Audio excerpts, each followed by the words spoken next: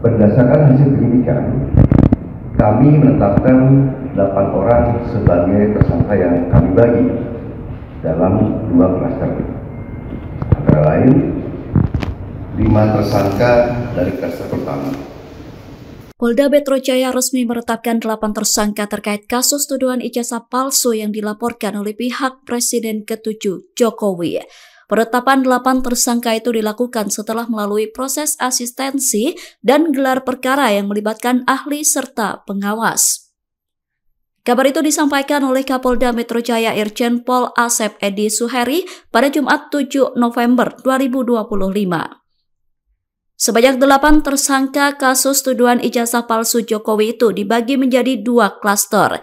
Klaster pertama berinisial ES, KTR, MRF, RE, dan DHL. Sementara klaster kedua atas nama RS, RHS, dan TT.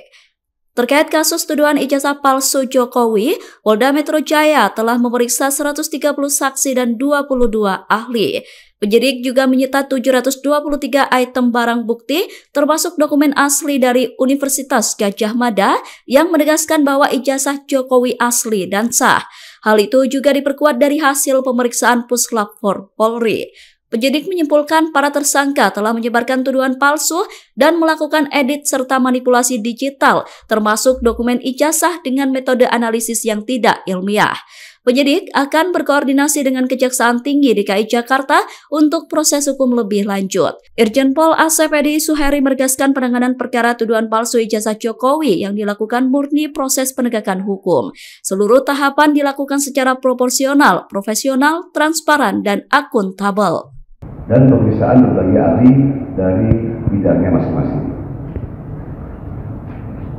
Berdasarkan hasil penyidikan, kami menetapkan 8 orang sebagai tersangka yang kami bagi dalam 2 klaster. Antara lain, 5 tersangka dari klaster pertama yang terdiri atas nama ES, KTR, MRF, RE, dan DHL.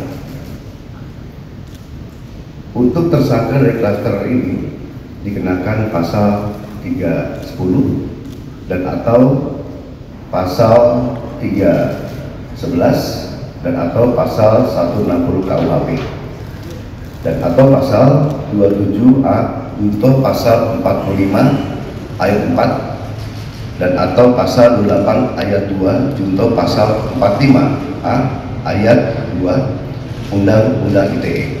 Download Tribun X sekarang. Menghadirkan lokal menjadi Indonesia.